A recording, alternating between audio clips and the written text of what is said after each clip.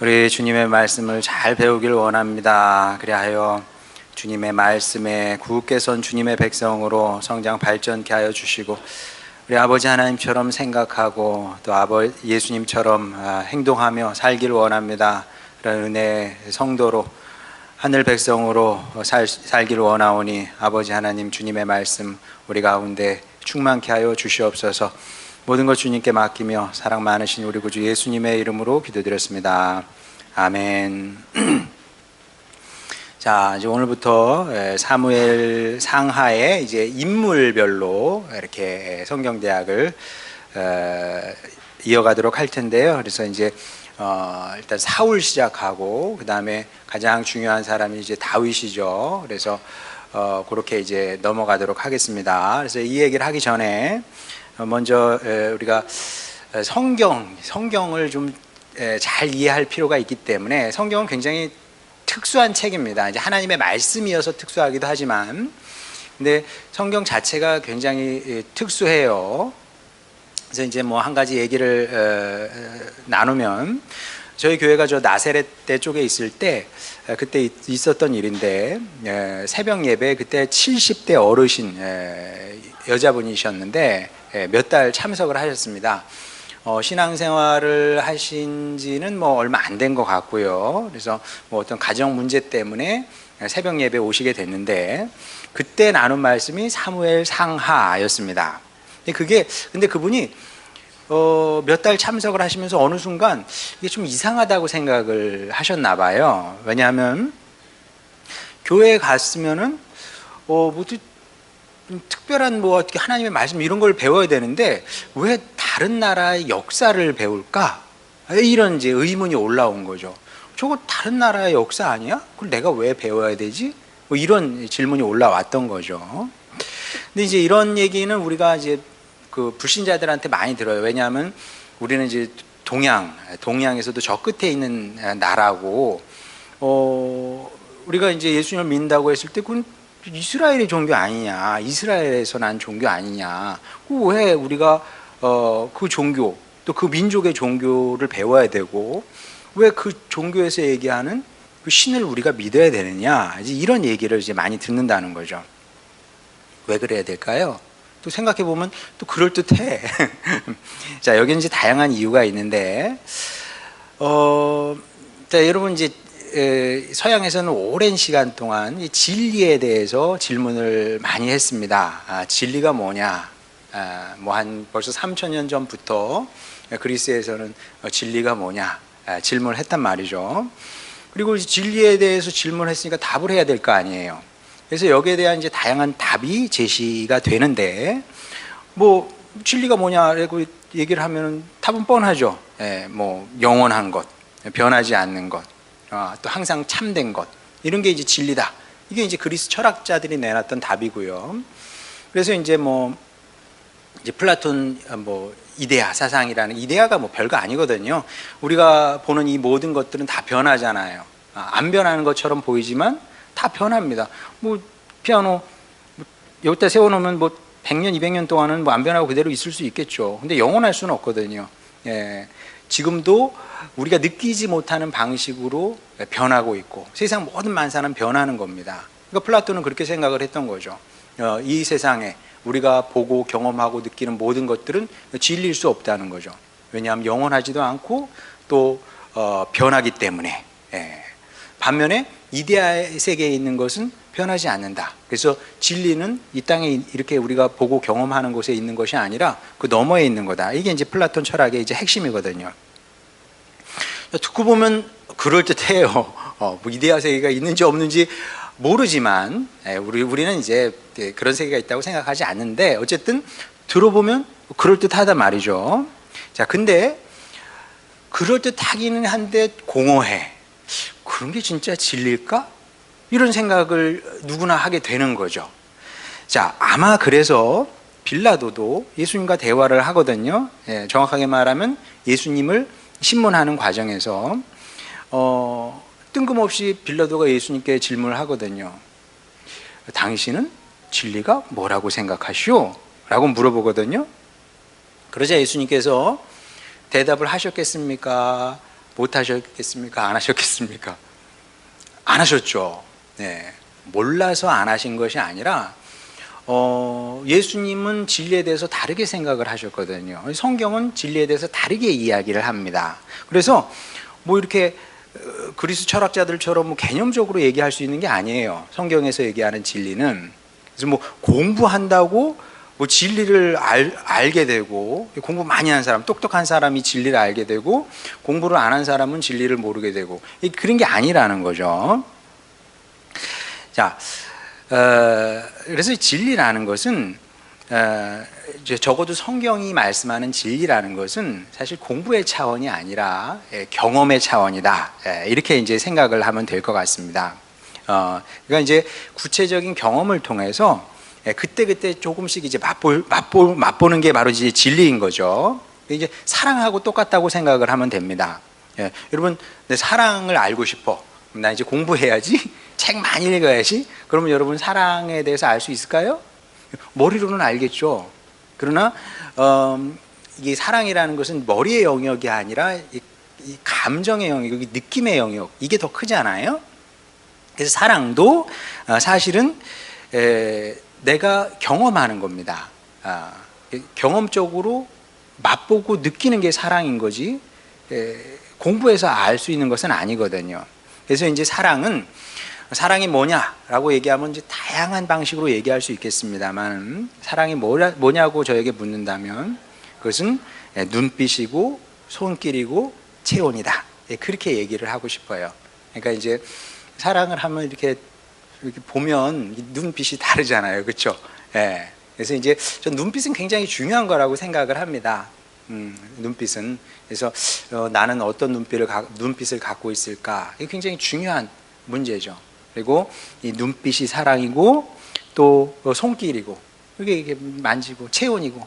그래서 이제 저도 우리 딸들은 이제 다 많이 컸으니까 뭐 이렇게 뭐 많이 안아주고 뭐 이렇게 하는 건 좀 어렵잖아요. 그래도 가끔 노력은 해요. 뭐 노력이라기보다 딸들이 이렇게 있으면 방에 슬쩍 들어가면 이제 왜 오셨냐고 이렇게 좀 하긴 하는데, 그래도 가서 이렇게 손도 이렇게 잡고 이렇게 만져주기도 하고 머리도 쓰다듬어 주기도 하고, 또 우리 아들은 어리니까 이제 많이 안아주죠. 많이 안아주고 그게 사랑이니까. 사랑은 그런 이제 경험인 거죠. 일상의 경험을 통해서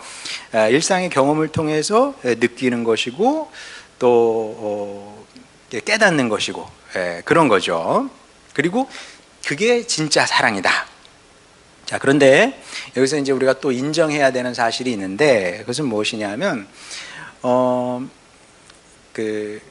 내가 느끼고 경험하는 사랑, 또 진리가 전부는 또 아닙니다. 그리고 이것이 이제 사랑과 진리의 공통점이라고도 할 수 있는데, 이건 독점할 수 있는 성향의 것은 아니에요. 그러니까 아무도 진리를 독점할 수 없습니다. 그러니까 뭐 진리가 내 편이다 이렇게 말하면 안 되는 거죠. 내가 사랑을 다 알아, 말도 안 되는 얘기죠. 우리는 일정 부분만, 진리의 일정 부분만, 그리고 사랑의 일정 부분만 느끼고 경험할 수 있는 겁니다. 그래서 이제 여기서 이제 교만하면 안 되죠. 내가 뭐 진리를 좀 경험을 했다 그래서 내가 정말 남들보다 많이 아는 것처럼 생각하고, 사랑도 마찬가지고. 그래서 이제 우리 성도에게 교만은 어울리지 않는 말입니다. 내가 아직 배워야 될 사랑이 더 많이 있고, 내가 깨달아야 될 진리의 영역이 무한하다는 사실을 겸손히 인정을 해야 되는 거죠. 그래서 항상 우리 성도는 이렇게 겸손함이 몸에 배야 됩니다. 딱 보면은 교만한 느낌이 나는 사람이 있잖아요. 그건 우리하고 맞지 않는 거죠. 그래서 이제 이 사실을 우리가 기본적으로 알고 이제 성경을 읽어야 되고 또 배워야 되고, 또 이스라엘의 역사를 이제 이런 관점에서 봐야 되는데, 왜냐하면 이거는 이제 배우와 무대의 관계하고 비슷하다고 저는 생각을 하는데, 배우가 연기를 하기 위해서는 무대가 필요하잖아요. 마찬가지로 진리가 드러나야 돼. 사랑이 드러나야 되잖아요. 그러면 어떻게 드러납니까? 이야기, 역사를 통해서 드러날 수밖에 없는 거죠. 그래서 이제 하나님이 우리보다 얼마나 지혜로우신 분입니까? 야, 근데 당신의 사랑을 보여줘야 돼. 그리고 진짜 참된 게 무엇인지 보여줘야 되는데 하나님께서 생각을 하셨을 거 아니에요. 가장 잘 보여줄 수 있는 방법이 뭐냐? 그 이야기밖에 없는 겁니다. 그러니까 우리가 이스라엘의 종교, 왜 이스라엘의 종교를 배우느냐 이렇게 생각하면 안 되고요. 하나님께서 이야기가 필요하셨던 거예요. 역사가. 왜냐하면 김성렬은 누구냐? 김성렬은 누구예요? 김성렬이 살아온 인생이 김성렬인 거지. 네, 김성렬이라는 이념이 있는 게 아니잖아요. 마찬가지로 하나님도 인간과 함께 했던 이제 이야기가 필요하셨던 것이고, 그 이야기를 통해서 진짜 사랑이 무엇인지, 진짜 진리가 무엇인지, 진짜 진리는 참된 거잖아요. 그걸 이제 보여주시기를 원하셨던 겁니다. 자, 그래서 우리가 뭐 사랑이 뭔지, 진리가 뭔지, 사실 다 마찬가지. 사랑이 뭔지, 진리가 뭔지, 자유가 뭔지, 평화가 뭔지. 제가 늘 그러잖아요. 세상에 그런 걸 모르는 건 아니에요. 알아. 아는데 가짜다. 그 짝퉁이에요, 그거는. 예, 진짜 사랑, 진짜 진리, 진짜 자유, 진짜 평화가 무엇인지 알고 싶으면 성경을 통해서만 알 수가 있는 거죠. 그리고 그것을 가르쳐 주시기 위해서 하나님께서 우리에게 성경을 허락해 주신 것이고, 그리고 이야기가 필요하기 때문에 이야기 형태로 성경의 많은 부분이 기록되어 있는 겁니다. 그래서 이제 이런 점에서 성도는 하나님 이야기 안에서 사는 사람이다, 이렇게 이제 정의를 해도 크게 틀리진 않습니다. 성도는 어떤 사람이냐 하면 하나님의 이야기 안에서 사는 사람이다. 자, 비근한 예로 성도는 무력을 사용하면 안 된다 그래요. 그 근거는 뭐냐? 그 근거는 뭐 성경에 나오죠. 요한복음 18장 36절에 보면 예수께서 대답하시되 내 나라는 이 세상에 속한 것이 아니니라. 만일 내 나라가 이 세상에 속한 것이었더라면 내 종들이 싸워 나로 유대인들에게 넘겨지지 않게 하였으리라. 이제 내 나라는 여기에 속한 것이 아니니라. 예수님은 하나님의 나라를 위해서 일하시는 분인데, 근데 하나님의 나라는 무력으로 세워지는 게 아니거든요. 그리고 다른 방식으로 세우는 겁니다. 약한 방식으로 세우는 거죠. 그게 말하자면 십자가고 희생이고 헌신이고 기도이고 말씀이고 뭐 이런 거죠. 예수님은 그런 방식으로 하나님의 나라를 세우려고 하셨지 무력으로 세우려고 하지 않으셨다는 거죠. 그래서 기본적으로 성도는 무력을 사용하면 안 된다. 근데 또 이렇게 얘기하면 그럼 목사님 강도가 들어와서 칼 들고 막 우리 가족을 해치려고 그러는데 그러면 가만히 있습니까? 이렇게 어떻게 생각하세요, 여러분? 그건 바보죠. 그거는 정당방위고 그 정도 상식은 여러분이 있을 겁니다. 무슨 얘기인지. 내가 원하는 무엇을 이루기 위해서 무력을 쓰면 안 된다는 얘기지, 뭐 그런 때도 그냥 가만히 당해라 이런 얘기는 절대 아닙니다. 어쨌든 이런 식으로 우리 성도는 이 땅에서 하나님의 이야기를 그리고 예수님의 이야기를 사는 사람이다. 이렇게 우리의 정체성을 정립하면 좋을 것 같습니다. 자, 이 사실을 기억하고 이제 본격적으로 사무엘 상하에 등장하는 이제 인물들을 탐구하려고 하는데, 오늘은 이제 사울 이야기입니다. 사울은 제가 설교 시간에 많이 얘기를 하죠. 가장 비극적이고 불쌍한 사람 중에 하나다. 그런 사람이 몇 사람 있는데 그 중에 손가락 안에 드는 불쌍한 사람이죠. 그래서 이제 신약에 오면 이런 사람을 가리켜서 뭐라 그러냐면 성령으로 시작했다가 육체로 일생을 마친 사람이다, 이렇게 말씀을 하고 있는데, 자, 사울이라는 사람이 이스라엘 역사의 그 전면에 나서게 되는데 그 계기는 우리가 이미 잘 알고 있습니다. 이스라엘 백성이 왕을 요구했어요. 자, 우리가 왕국이 되기를 원한다. 이제 강력하게 요구를 했고, 그러자 이제 사무엘이 나서서 그럴 필요가 없다. 왜 쓸데없는 요구를 하냐. 이러저런 이유 때문에 왕을 안 갖는 것이 옳고 왕이 없는 게 너희들에게도 낫다. 이렇게 설득을 하거든요. 근데 이 얘기를 듣고도 이제 왕이 있어야 된다고 이스라엘 백성들이 이제 고집을 부리게 되죠. 자, 그리고 이제 여기서 우리가 또 중요하게 생각해야 될 것이 무엇이냐면 이 원죄가 도대체 뭐냐는 거예요. 원죄. 자, 그러니까 우리가 지금 성경 대학을 하고 있는데 성경을 연구하는 건 두 가지 방법이 있어요. 하나는 순전히 역사적인 방법이고 하나는 영어로 하면 이제 biblical theology라는 방법이 있어요. 순전히 역사적인 방법은 그 사무엘 상하의 이야기가 진행되는 그대로 이제 여러분에게 설명을 하는 겁니다. 근데 이제 저는 그런 방법보다는 이제 비블리컬 theology라는 방법은 뭐냐면 사울의 이야기가 이렇게 있어요.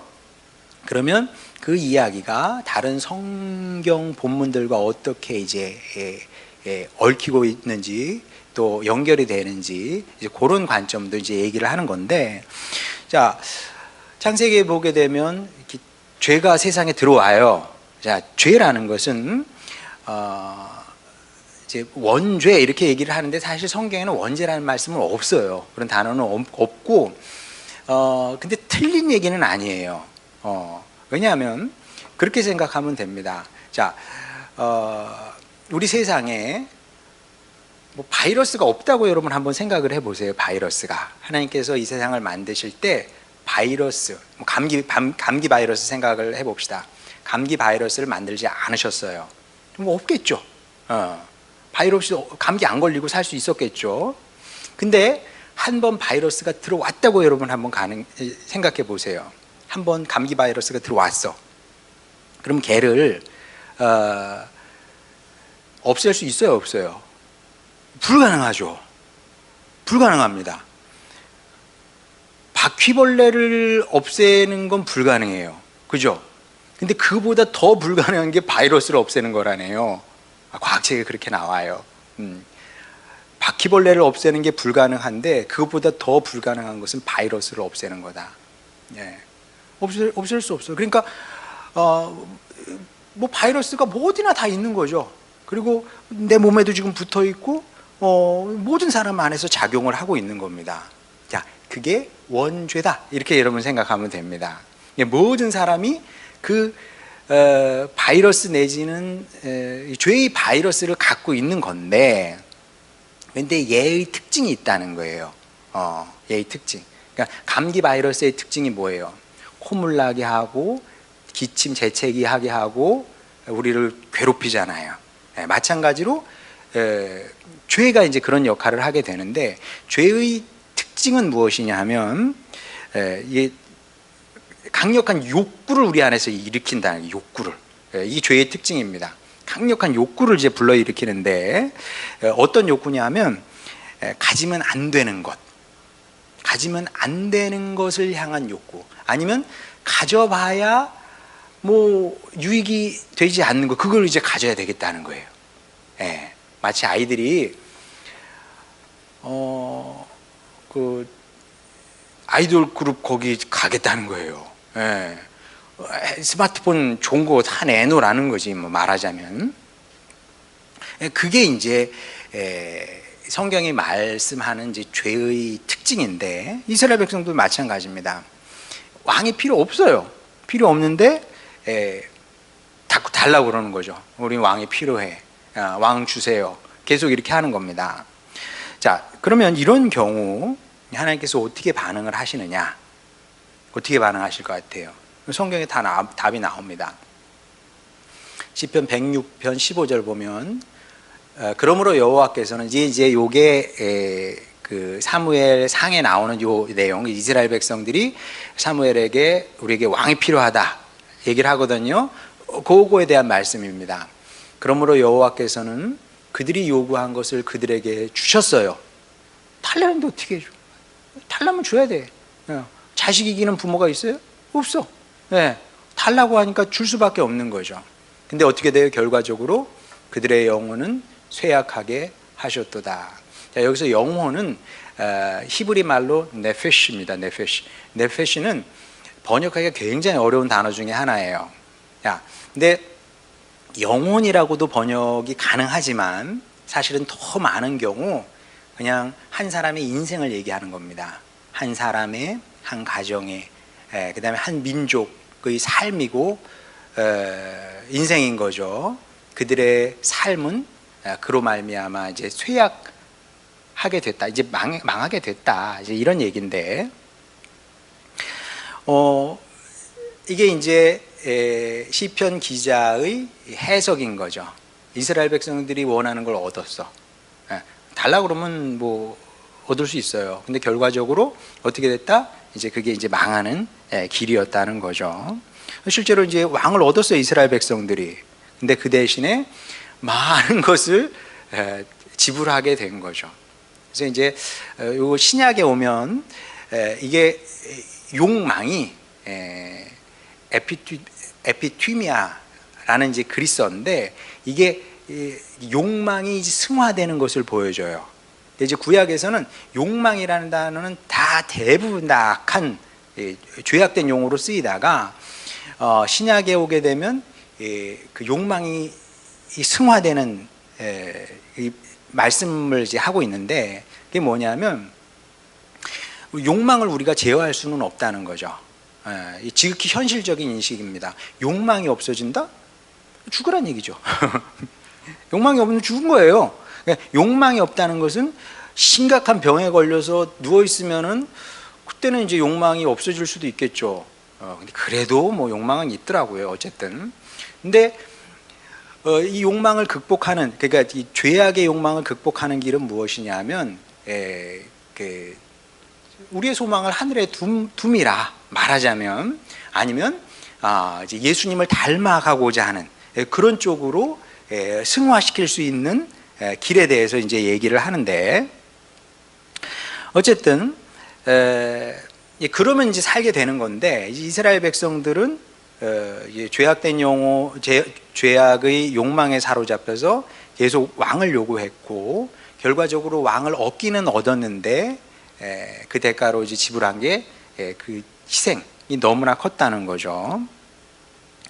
자, 근데 이제 이스라엘 백성 관점에서 보면 그런데, 하나님 관점에서 보게 되면 또 다른 의미입니다. 그러니까 이스라엘 백성의 관점에서 보면 왕을 얻음으로 많은 것을 잃게 돼요. 그건 이스라엘의 이야기입니다. 근데 하나님 관점에서 보면 또 달라요. 왜냐하면 하나님께서 이스라엘이라는 한 백성을 택했단 말이에요. 결혼하고 비슷한 겁니다. 자, 여러분이 어떤 남자를, 어떤 여자를 선택을 해서 결혼을 했단 말이에요. 그건 여러분의 결정이에요. 여러분이 결정했지 뭐 강제로 결혼을 하겠습니까? 자, 근데 이 남자가, 이 여자가 잘해주면 참 좋은데, 잘해주면 좋잖아요. 근데 잘 못해줄 수도 있어요. 제가 목회 칼럼에 썼던 것처럼 우리 저희 장인어른처럼 그럴 수도 있는 겁니다.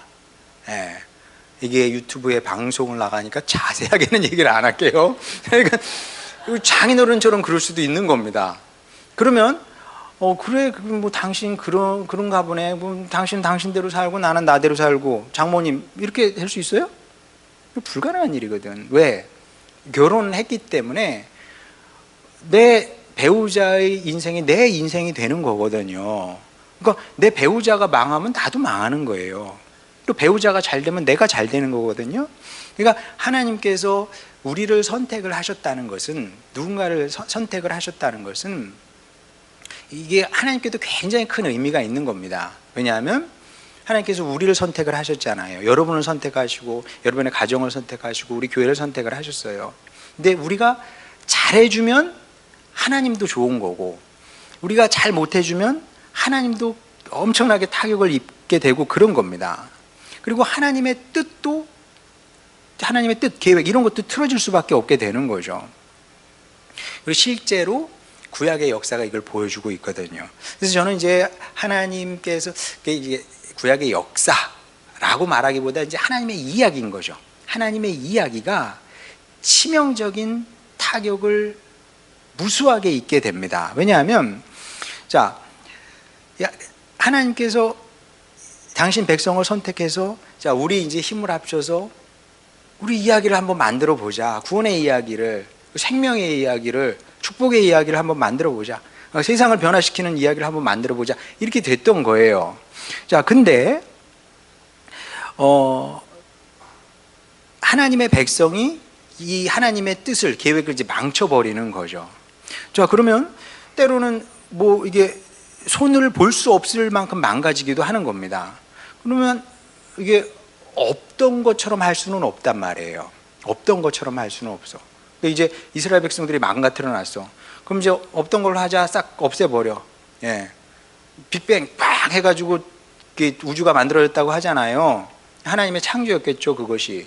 예, 과학으로 보면, 과학의 관점에서 보면 빅뱅이고, 하나님의 관점에서 보면 이제 천지 창조가 그렇게 이루어졌다고 할 수 있겠죠. 몰라요. 근데 빅뱅이 진짜 그런 건지 안 그런지도 우리가 어떻게 알겠어요. 근데 과학적으로는 그렇게 얘기를 하는데, 자, 그래서 이제 거기에 하나님의 선하시고 아름다운 뜻이 있었는데 인간이 잘못했으니까 이러면 없던 걸로 하고 다시 쪼그라들어. 그래서 빅뱅이 처음 일어날 때 처음 아무것도 없었던, 아무것도 없지는 않았지. 뭔가 하여간 그 무한대의 그 질량을 가진 그 점으로 다시 돌아가 버리자. 그리고 새로 시작하자. 이렇게 할 수는 없단 말이에요. 그러니까 하나님께서 뭐 수습을 해요, 어떻게든. 그러면 선민이죠. 하나님께서 선택한 당신 백성들이 또 다시 망쳐 놓는 겁니다. 그럼 또 하나님께서 또 수습을 하셔요. 그래서 이제 이것이 하나님의 역사의 요약이다, 이렇게 생각을 할 수 있을 것 같아요. 그러니까 하나님의 백성이 망가뜨려 놓으면 하나님께서 수습하시고, 또 망가뜨려 놓으면 또 수습하시고. 그래서 하나님의 이야기는 누더기야. 이거는 애초에 원래 이런 모습이 아닌데, 근데 망쳐놓으면 뭐 어떻게 좀 수습을 하고, 망쳐놓으면 수습을 했고, 이렇기 때문에 자연스러운 모습은 아닙니다. 그래서 이제 구약 성경에 보게 되면 여기 뭐 뭔가 더러운 것, 그 다음에 뭐 죄, 악, 무력, 폭력 이런 것들이 뭐 심지어 뭐 강간 뭐 이런 것들이 막 살인 엄청나게 있잖아요. 이 하나님께서 그것을 긍정해서 있는 것이 아니라 인간의 죄가 그렇게 일을 했고, 그러나 그 당신의 요한복음 3장 16절 말씀이 맞는 겁니다. 하나님이 세상을 이렇게 사랑을 하셨기 때문에 그걸 그냥 없던 것으로 하실 수는 없었던 거죠. 자, 그래서 이제 이런 이스라엘 전체 역사에서, 그리고 하나님의 이야기 속에서 이 사무엘기는 굉장히 중요한데, 왜 그러냐면 그런 전환, 아주 중차대한 전환기였거든요. 예, 중차대한 전환기였고, 여기서 사울이 잘하면 되는 겁니다. 사울이 잘하면 돼. 예, 사울이 잘하면 이게 전화 위복의 계기로 삼을 수 있는 것이고, 그리고 이미 좀 누더기가 되긴 했지만 그것도 이제 그 폐해를 최소화할 수 있는 가능성을 가진 사람이 사울이었던 겁니다. 자, 그래서 이제 보게 되면 시작은 좋았어요. 자, 어떻게 좋았는지 한번 보도록 하겠습니다. 사무엘상 10장 23절부터 24절. 그들이 달려가서, 이스라엘 백성들이 달려가서 거기서 사울을 데려오매 그가 백성 중에서니 다른 사람보다 어깨 위만큼 컸더라. 사무엘이 모든 백성에게 이르되 너희는 여호와께서 택하신 자를 보느냐, 모든 백성 중에 짝할 리가 없느니라 하니 모든 백성이 왕의 만세를 외쳐 부르니라. 보다시피 이제 굉장히 멋있는 사람이었던 것 같아요. 물론 이제 하나님은 외모를 보시지는 않습니다만은 외모도 괜찮은 사람이었어요. 내면도 아주 훌륭했고 외모도 좋은 사람, 키도 크고 뭐 잘생기고 뭐 멋진 사람이었던 것 같습니다. 근데 이게 전부가 아니고 사울은 겸손한 사람이기도 했습니다. 사무엘상 9장 20절 21절. 사흘 전에 이른 네 암나기들을 염려하지 말라. 이게 이제 사무엘이 사울에게 했던 얘기거든요. 찾았느니라. 온 이스라엘이 사모하는 자가 누구냐? 너와 네 아버지의 온 집이 아니냐 하는지라. 야, 사무엘이 사울에게 이런 얘기를 한 겁니다. 그러니까 사실은 어떻게 생각해 보면 최고의 칭찬이고 뭐 이보다 좋은 평가는 없어요. 그리고 어떤 사람이 이런 말을 하느냐가 중요하거든요. 그냥 아무가 한 말이 아니고 민족의 지도자 사무엘이, 기도하는 사람이, 하나님의 음성을 듣는 사람이 사울에게 이런 얘기를 했거든요. 자, 근데 여기에 대해서 사울이 뭐라고 얘기합니까? 사울이 대답하여 이르되 나는 이스라엘 지파의 가장 작은 지파 베냐민 사람이 아니니까, 또 나의 가족은 베냐민 지파 모든 가족 중에 가장 미약하지 아니하니까 당신이 어찌하여 내게 이같이 말씀하시나이까. 자, 이렇게 겸손한 사람이었어요. 이제 신앙도 좋고 잘생기고 키도 크고 그리고 뭐 겸손하기까지 한 이제 모든 것을 갖춘 사람이었는데, 하나님께서 그 이스라엘에 그때 얼마나 사람이 많았겠습니까? 그 사람 중에서 사울을 부르실 때는 또 중요한 시기였으니까 어떤 가능성을 보고 어떤 뜻과 계획과 꿈을 가지고 사울을 부르신 겁니다. 왜냐하면 하나님께도 사울은 굉장히 중요한 의미가 있는 사람이었기 때문에. 왜? 사울이 잘해주기를 간절히 원하셨을 겁니다. 왜냐하면 여러분 한번 생각해 보세요. 우리가 지금까지 이제 배워온 얘기 쭉 이어보면 이스라엘의 역사는 실패 역사였어요. 자, 이 종 생활하고 있는 사람들을 끄집어내서 출애굽을 시켜서 가나안 땅으로 들어오게 했어요. 그 과정도 쉽지 않았거든요. 가나안 땅에 들어왔어. 근데 거기서 자란 게 아니라 계속 이렇게 그 하향의 역사였거든요. 하향의 이야기예요. 계속 하나님을 배신하고 불신하고 그 다음에 또 하나님을 뭐 버리고 뭐 이런 일들이 계속 일어나면서 그래프를 따지자면 뭐 이런 식으로 뭐 중간중간 도약이 없지 않아 있었습니다만은 점점 하향 밑으로 이제 추락하는 역사였거든요. 그러면서 사무엘이 등장하면서 이제 부흥의 역사가 일어납니다. 그러면 이 이야기를 이어가야 되는데 이 이스라엘 백성들이, 어리석고 무지한 이스라엘 백성들이 갑자기 왕을 요구했단 말이에요. 그 이제 다시 꺾이게 생겼어. 근데 그건 막을 수 없는데 왕을 하나님 입장에서 줄 수밖에 없어요. 달라고 하니까. 근데 그래도 이 최악은 면해야 되잖아요. 최악을 면할 수 있는 사람으로 사울을 하나님께서 선택을 하신 겁니다. 그러니까 하나님께서 사울을 향한 그 간절한 기대가 있으셨어요. 야, 네가 진짜 잘해줘야 된다. 이제 우리가 이런 마음을 우리가 읽어야 되는데, 사실은 하나님께서 이제 사울에게 그런 마음을 품으신 것처럼 우리에게도 분명히 품으실 겁니다. 네가 진짜 잘해줬으면 좋겠다.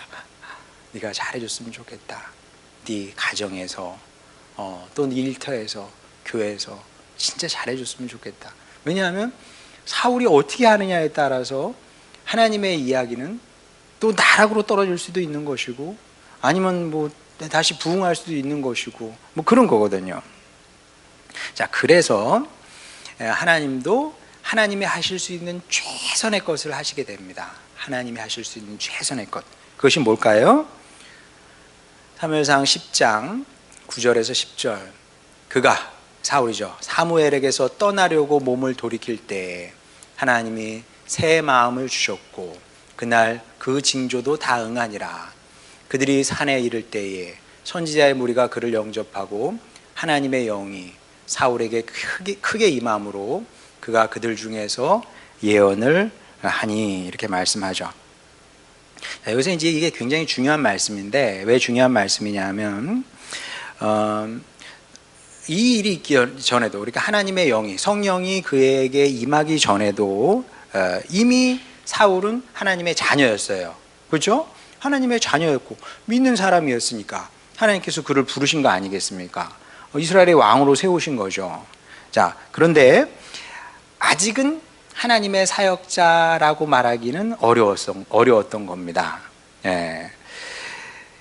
근데 이런 사울에게 성령께서 임하심으로 말미암아, 이제 하나님의 영이 성령이죠. 그리고 이때부터 본격적으로 하나님의 사역자로 살게 되는 거죠. 이게 사울에게만 해당되는 것이 아니라 우리 모두에게도 해당되는 얘기입니다. 모든 하나님의 사역자는 하나님의 자녀예요. 하나님의 일을 하니까 당연히 하나님의 자녀인 거죠. 하지만 하나님의 자녀라고 해서 하나님의 사역자로 살 수 있는 건 아닙니다. 하나님의 자녀예요. 천국은 갈 수 있어. 그러나 그가 하나님의 일꾼으로 살게 되는 것은, 반드시 살게 되는 것은 아닐 수 있다는 겁니다. 그러면 누가 하나님의 사역자, 누가 하나님의 자녀이자 하나님의 사역자로 살게 되느냐? 그것은 성령의 충만을 받아야 가능한 일이고요. 그리고 이게 이제 구약 성경부터 보시다시피 사울의 이야기뿐만 아니라 그 다음에 다윗도 마찬가지고 모든 사람들이 마찬가지입니다. 하나님의 일을 했던 사람들은, 하나님의 사역을 했던 사람들은 다 하나님의 영의 감동을 받고 하나님의 영의 기름을 받고 성령의 충만을 받았던 사람이었다는 것을 이제 보게 되는 거죠. 그래서 이제 우리도 나 예수님 믿으니까 죽으면 천국 가, 이걸로 만족하면 여러분 절대로 안 되고요. 하나님의 일을 해야 되잖아요. 하나님의 일을 하려면 성령 충만을 우리도 받아야 된다. 그리고 이것은 하나님께서 우리에게 이제 강력하게 명령하신 바이기도 합니다. 한번 보겠습니다. 에베소서 말씀을 안 줬네. 에베소서 5장 18절 보게 되면 그런 말씀이 나오죠. 술 취하지 말고 성령의 충만함을 입으라. 성령의 충만을 입으라. 성령의 충만을 입어야 주님의 사역자가 될 수 있기 때문에 그렇습니다. 자, 그러면 어떻게 해야 성령의 충만을 받게 되느냐? 누가복음 11장 13절에 보면 너희가 악할지라도 좋은 것을 자식에게 줄 줄 알거든 하물며 너희 하늘 아버지께서 구하는 자에게 성령을 주시지 않겠느냐 하시니라. 그러니까 여러분이 평생에 이제 기도 제목들이 많이 있는데 항상 이 기도는 하시기 바랍니다. 저도 이 기도는 항상 해요. 항상 중요한 기도, 이게 또 긴급한 기도 많이 있지만은 그보다 더 중요한 것은 무엇이냐면 주님 저에게도 성령의 충만을 허락하여 주시기를 원합니다. 그래야 내 재주, 내 능력으로 사역하지 않게 되거든요. 성령의 충만을 받아야 주님 원하시는 방식으로 가장 이상적인 방식으로 주님의 일을 하게 되는 겁니다. 그리고 시간 다 됐는데 좀만 더 하겠습니다. 좀만 더. 자, 그리고 이런 사람은 확실히 다르다. 자, 하나님의 영이 임했어요. 그랬더니 확실히 남다르게 사고하고 행동하는 것을 이제 보게 되죠. 그러니까 성령의 충만을 입으면 상식적인 차원에서 사고하고 상식적인 차원에서 일하는 게 아니에요. 남다르게 사고하고 남다르게 행동합니다. 보겠습니다. 또 안 썼네. 자, 사무엘상 10장 24절 26절에 보면 어떤 내용이 나오냐면, 아마 제가 오늘 여기까지는 안 할 거라고 생각을 하고 안 쓴 것 같아요. 사무엘상 10장 24절 26절에 보게 되면 어떤 내용이 나오냐면 이제 왕이 즉위식이 나와요. 즉위식이 나오는데 굉장히 소박합니다.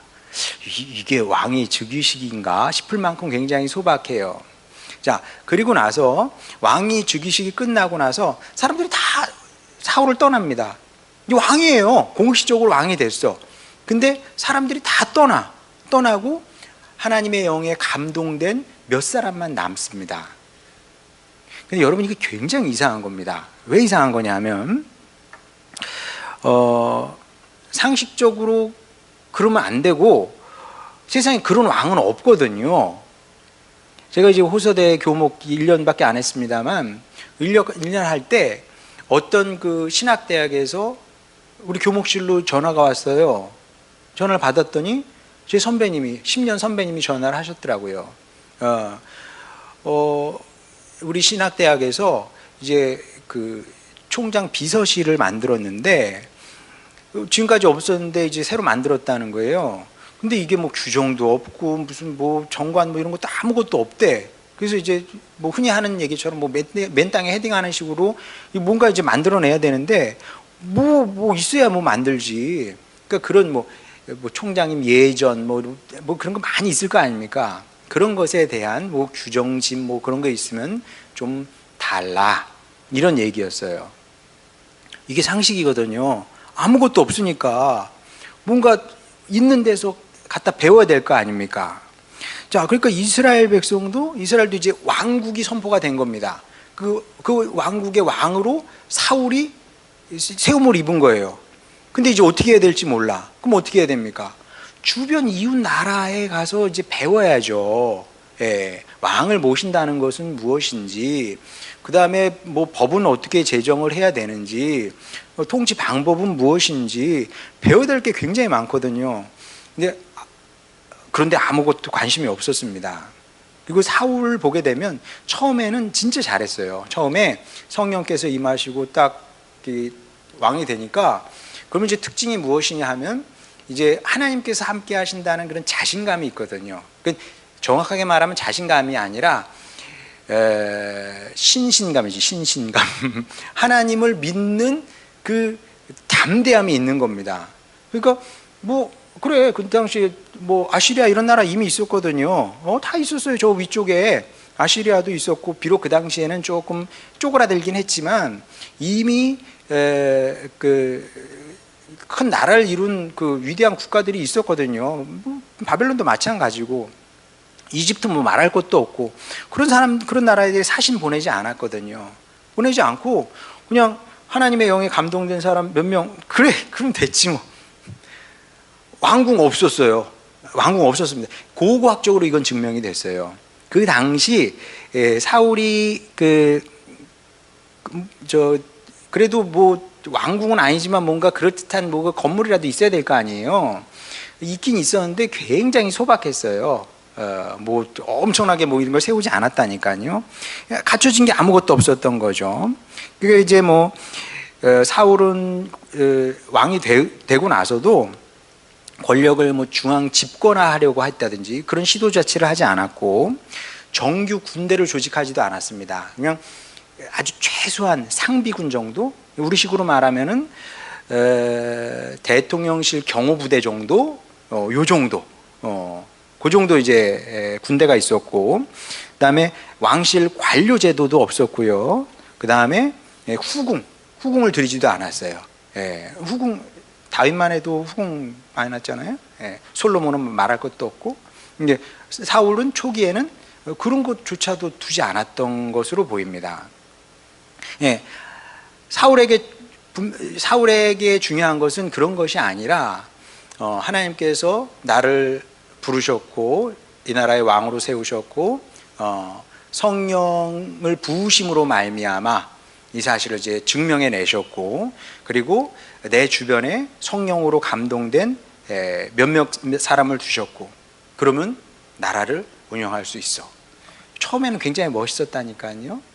근데 이렇게 멋있었던 사울이 이제 패망의 길을 걸어가게 되는데, 다음 시간에는 오늘 이미 많이 했기 때문에 다음 시간에는 이제 반면교사죠. 사실 사울은. 그러니까 우리가 이런 사람을 보면서 이렇게 멋있는 사울조차도 괜찮은 사람이었는데, 우리보다 나은 사람이었는데 이렇게 잘못될 수 있구나, 이런 이제 반면교사의 역할을 하는 건데, 그래서 이제 우리 넷째 주에는 사울이 어떻게 이렇게 멸망의 길을 걸어가게 됐는지 또 나누도록 하겠습니다. 오늘은 여기까지 하도록 하겠습니다.